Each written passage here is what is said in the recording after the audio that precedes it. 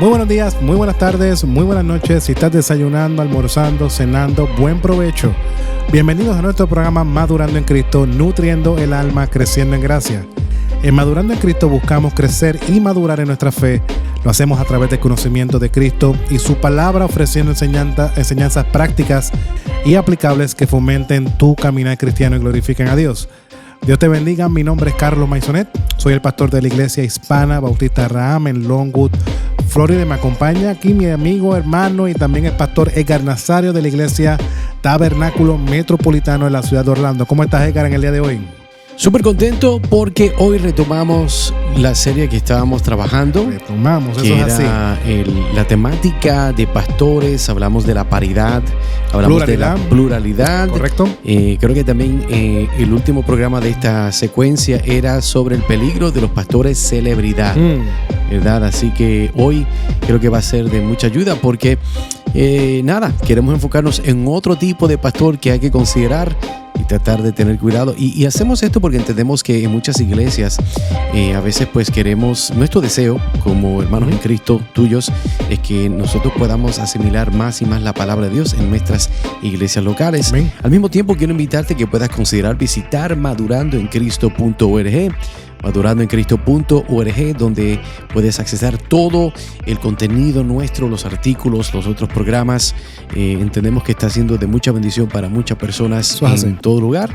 Así que si quieres buscar más contenido, estás buscando una iglesia de sana doctrina, o sencillamente tienes una pregunta, una sugerencia para un programa que nosotros podemos grabar, por favor visita madurandoencristo.org. Edgar, el tema que tenemos para hoy es el peligro del pastor inseguro. Hoy estaremos abordando una pregunta fundamental que todo miembro de una iglesia debería considerar. ¿Quién está realmente guiando tu iglesia? Una gran pregunta.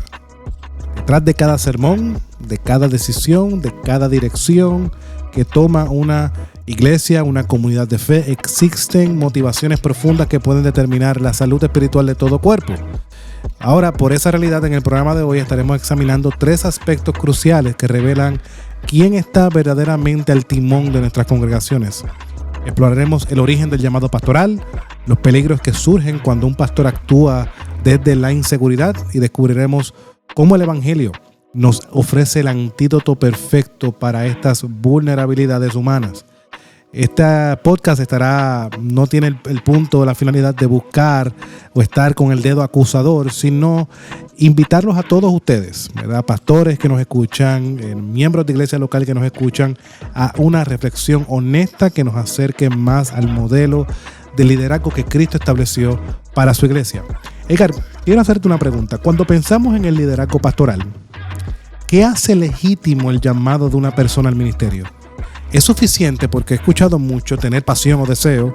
¿O hay algo más profundo que debe respaldar esta decisión?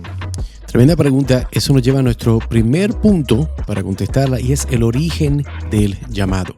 Así que cuando estamos hablando de un pastor que es inseguro, hay que ver este punto del origen del llamado, porque el llamado al ministerio pastoral debe tener su origen en Dios, no en las ambiciones personales o necesidades emocionales humanas. Fíjate, en Jeremías 23:21 Dios declara lo siguiente, dice: no envié yo a aquellos profetas, pero ellos corrían, yo no les hablé, mas ellos profetizaban. Esta advertencia divina nos recuerda que existe una distinción crítica entre aquellos verdaderamente comisionados por Dios y aquellos que asumen el liderazgo por motivos propios. Es una diferencia. Ahora, fíjate, Carlos, un auténtico llamado pastoral se caracteriza por un deseo genuino de servir a otros, una convicción profunda de la insuficiencia personal y una dependencia constante del Espíritu Santo. Pablo describe este sentimiento en 2 de Corintios capítulo 2, versículo 16, cuando dice lo siguiente: ¿y quién es suficiente para estas cosas? Reconociendo obviamente que la tarea pastoral sobrepasa las capacidades humanas. Ahora, la diferencia entre un llamado auténtico y uno artificial a menudo se revela con el tiempo. Y un pastor llamado por Dios persevera en momentos difíciles. Busca la gloria de Cristo por encima del reconocimiento personal y mantiene un espíritu de humildad incluso cuando el ministerio prospera. Amén. Para ilustrar esto, pensemos en dos tipos de árboles. Uno que ha crecido naturalmente desde una semilla plantada en la tierra y otro que ha sido artificialmente colocado allí, sin raíces propias. Cuando vienen las tormentas, vienen los vientos fuertes, vienen las tempestades, el árbol con raíces profundas, por lógica va a permanecer firme, mientras que el otro va a ser muy fácilmente desarraigado, va a caer. Y de manera similar, un pastor cuyo llamado tiene raíces profundas en Dios va a resistir las tormentas del ministerio, mientras que aquel cuyo llamado proviene principalmente de ambiciones personales o de presiones externas. Eso sucede mucho en los ministerios. Bueno, mi papá fue pastor, pues yo tengo que ser pastor. Mi abuelo fue pastor, pues el papá del papá tiene que ser el pastor. Sí. Y esto sí es como si fuera una posición, una descendencia. El pastorado se convierte en una herencia como tal. Entonces, muchas veces se convierte en eso, ambiciones personales o presiones externas, que probablemente cuando esto suceda no van a sobrevivir a las pruebas que vendrán porque no hay un verdadero llamado. Ahora, nosotros, ¿qué debemos hacer para aplicar este punto? A los pastores debemos examinar regularmente las motivaciones de nuestro ministerio. Preguntémonos, ¿serviría a Dios y a su pueblo incluso si nadie lo notara o aplaudiera? En 1 Tesalonicenses capítulo 2 versículo 4 nos recuerda lo siguiente: sino que según fuimos aprobados por Dios para que se nos confiase el evangelio, así hablamos, no como para agradar a los hombres, sino a Dios que aprueba nuestros corazones. Ahora me dirijo a las iglesias. Miembros de iglesia local, oren por discernimiento al identificar y afirmar a aquellos que Dios está llamando al liderazgo. Muchas veces somos apresurados a poner personas en el púlpito. Eso pasa en el mucho. cual vemos personas porque tienen una elocuencia, tienen una manera de hablar correcta, tienen conexiones y vemos la realidad. Si se junta con pues este también debe ser pastor. Mira cómo habla, mira su oratoria, habla bonito. Pues vamos para el púlpito. Está en un seminario, estudia, se graduó, ponlo en un púlpito. No, oremos, busquemos discernimiento, porque es Cristo quien llama a los pastores, es Cristo quien llama a los oficiales de la iglesia y es la iglesia quien confirma el llamado en estos hombres. Hechos capítulo 13, versículos 2 al 3 nos recuerda lo siguiente: ministrando a estos al Señor y ayunando, dijo el Espíritu, apartadme a Bernabé y a Saulo para la obra a lo que los he llamado. Entonces, habiendo ayunado y orado, les impusieron las manos y los despidieron. Y vemos la iglesia afirmando el llamado de Bernabé y de Pablo. Ahora, vamos a detenernos en ese pasaje, porque es sumamente interesante. ¿Cuánto antes, Edgar, y tú que sabes de la Biblia, cuando Pablo fue llamado al ministerio, el que él iba a ser enviado a predicar a las naciones? En Hechos capítulo 9. Sí, ya había un antecedente cronológico. O sea, no fue de la noche a la mañana. Es correcto, pero Pablo, ante la revelación de Dios, la revelación de Cristo resucitado, él se sujetó al orden de la iglesia para ser enviado a hacer la obra del ministerio. Entonces vemos la realidad de que la autoridad la tiene la iglesia para enviar a sus oficiales o a las personas que van a llamar a la obra ministerial. Ahora, en tercer lugar, a los que aspiran al ministerio, busquen la confirmación de su llamado a través de la afirmación de la iglesia. Hermanos, nuestro corazón es engañoso. Podemos ser propensos a pensar de que, yo fui al seminario, tengo una maestría, me conozco para versos de la Biblia, ya comenzamos a autoconfiarnos. No, busca la afirmación de la iglesia. Dios ha dado sabiduría a su pueblo. No solamente te dejes gobernar por los sentimientos internos. 1 Timoteo capítulo 3 versículo 10 nos recuerda lo siguiente: y a estos también sean sometidos a prueba primero. Entonces es que estos ejerzan el diaconado y si son irreprensibles. Aquí vemos que debe haber una observación de la iglesia en todos estos aspectos. Ahora, Edgar, ya vimos la realidad de que el origen de llamado es de Cristo. Cristo es el que llama al ministerio.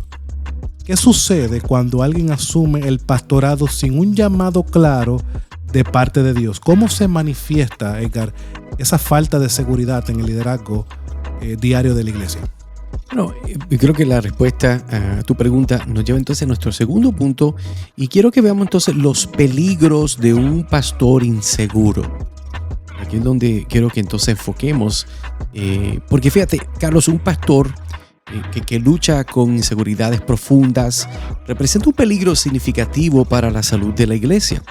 Cuando las decisiones ministeriales están motivadas por el temor, la necesidad de aprobación o la competencia con otros, el resultado puede ser devastador para toda la congregación.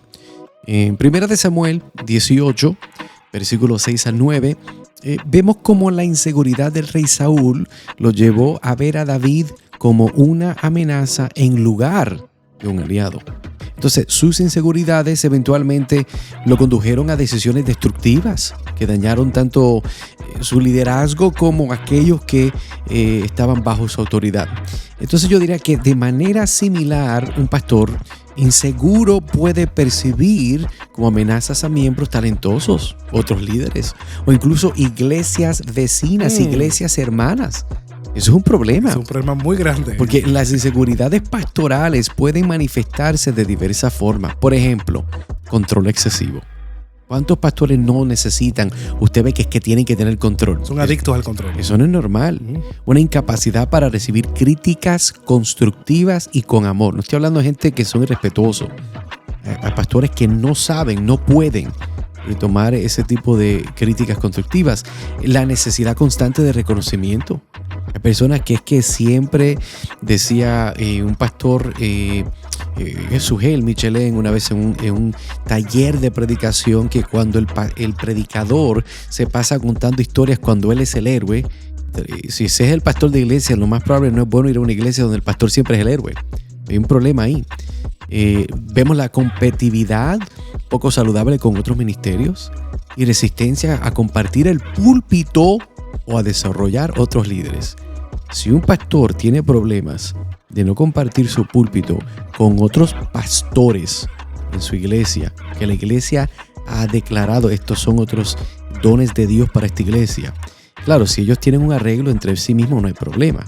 Pero un pastor que no está dispuesto a desarrollar líderes es un pastor inseguro y ese pastor tiene problemas y va a afectar a la iglesia tarde que temprano. Mano, y Edgar, que traes eso, tengo que detener a mencionar esto. Y esto pasa constantemente. ¿Cuántas iglesias escuchamos a diario que el pastor principal muere y se quedan sin pastor?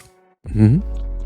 Eso es algo constante que yo escucho de iglesias que, oye, ¿qué pasó? ¿Qué pasó con la iglesia? Bueno, se rompió. Bueno, pero ¿qué pasó? Bueno, porque algunos se fueron para esta otra iglesia, estos se fueron para... ¿Pero qué pasó? No es que no había otro pastor allí. Entonces, ¿cuánto llevaba el pastor? No, el pastor llevaba 25 años. Uh-huh. ¿Y qué pasó con el llamado que Cristo nos ha dado de hacer discípulos?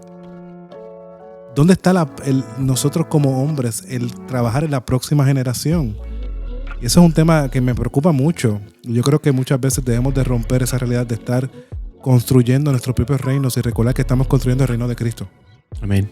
Entonces yo creo que para ir aplicando este punto, Edgar, yo creo que debemos recordar a los pastores. Identifiquen áreas de inseguridad. Yo creo que el salmista nos recuerda... Señor, mira mi corazón a ver si hay algún camino de perversidad. Uh-huh. Yo creo que nosotros debemos de ir al Señor a recordar que nosotros pueden haber lados flacos, áreas ciegas, puntos ciegos en nuestro ministerio. Identifica esos puntos ciegos y pregúntate qué decisiones he tomado recientemente basadas más en lo que temo que en lo que debo de confiar en el Señor. Porque muchas veces sabemos nuestros puntos ciegos y no hacemos nada con eso. Porque tenemos temor en vez de realmente confiar en el Señor, de que la iglesia que Dios te ha llamado a pastorear no es tuya, es de Él. Es importante recordarlo. Filipenses capítulo 4, versículos 6 al 7 nos recuerda: por nada estéis afanosos, sino sean dadas conocidas vuestras peticiones delante del Señor, en toda oración y ruego, con acción de gracias, y la paz de Dios, que sobrepasa todo entendimiento, cuidará vuestros corazones y vuestros pensamientos en Cristo Jesús. En segundo lugar, establezcan relaciones de rendición de cuentas con otros líderes. ¿Para qué? Para que puedas hablar la verdad que está pasando en tu vida y puedas recibir verdad también en tu vida. Muchos pastores han olvidado que siguen siendo discípulos y se aíslan de ser discipulados. Hermano, déjame recordarte algo. Tú tienes miembros en tu iglesia que son hombres maduros. Ellos pueden ministrar a tu vida. No solamente tiene que ser otro pastor el que deba ministrar a tu vida. Obviamente hay áreas en las cuales necesitamos escuchar experiencia pastoral. Correcto. Pero un hermano que lleva 30 años en el evangelio, que está marido de una sola mujer, que tiene bien criados a sus hijos y que no te puede dar un consejo en cuanto al matrimonio o la crianza. Pero ¿qué pasa muchas veces? No establecemos relaciones de rendición de cuentas. Porque predicamos desde el púlpito. La iglesia debe estar unida, la iglesia debe hablar, debe amarse el uno a los otros, pero nosotros no tenemos relaciones con nadie. Nosotros no hablamos con nadie. No tienen ni siquiera amigos a veces. Busca amigos. Eso es otra cosa que iba a mencionar, que gracias. Busca amigos y mentores que te amen lo suficiente para confrontar los patrones que están en tu vida, que son, mira, estás mal. Busca personas que no que te aplaudan en tu vida. Busca personas que te digan lo que tú necesitas escuchar, o lo que tú quieres escuchar. Proverbios capítulo 27, versículo 6 nos recuerda: fieles son las heridas del que ama, pero importunos los besos del que aborrece. Congregaciones, iglesias, oren por la salud emocional y espiritual de sus pastores. Eviten poner expectativas irreales sobre ellos y creen una cultura donde la vulnerabilidad y la autenticidad sean valorados. Primera de Tesalonicenses capítulo 5, versículos 12 al 13 nos dice lo siguiente: os rogamos, hermanos, que reconozcáis a los que trabajan entre vosotros y os presiden en el Señor y os amonestan, y que los tengáis en mucha estima y amor por causa de su obra. Ahora hemos visto la realidad de los peligros de un pastor inseguro y vimos también el origen del llamado. Ahora existe una solución, Edgar, duradera para que la inseguridad en el ministerio pastoral. ¿Cómo puede un líder servir con confianza y humildad sin caer en el orgullo o en el temor constante al fracaso? Yo diría que la respuesta a nuestro tercer punto es el evangelio como antídoto a la inseguridad pastoral. El evangelio como antídoto a la inseguridad pastoral. Y Carlos, creo que la pregunta es muy buena, porque el evangelio no es solo el mensaje que predicamos, es también el poder que nos transforma como líderes. Y eso lo olvidamos muchas veces. Por eso es que la buena noticia de que somos completamente amados y aceptados en Cristo, no por nuestros logros ministeriales, sino por su obra perfecta, es el antídoto divino para la inseguridad pastoral.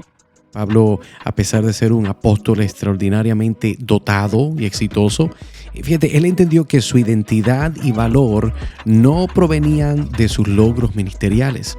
Por eso en 1 Corintios 15, versículo 10, reconoce y dice: pero por la gracia de Dios soy lo que soy, y su gracia no ha sido en vano para conmigo. Antes he trabajado más que todos ellos, pero no yo, sino la gracia de Dios conmigo. Entonces entendemos que Pablo entendió que todo lo bueno en su ministerio era resultado de la gracia, no de sus propios esfuerzos. Entonces, cuando un pastor verdaderamente internaliza el evangelio, encuentra libertad de la necesidad de impresionar, comparar, controlar o competir, en cambio, puede liderar desde un lugar de seguridad en Cristo, sabiendo que su valor no está determinado por el tamaño de su congregación, la elocuencia de sus sermones o el reconocimiento de sus pares. En este caso, Edgar, voy a ir directamente a la aplicación, porque creo que hemos sido bastante claros y ha sido bastante claro lo que estás expresando.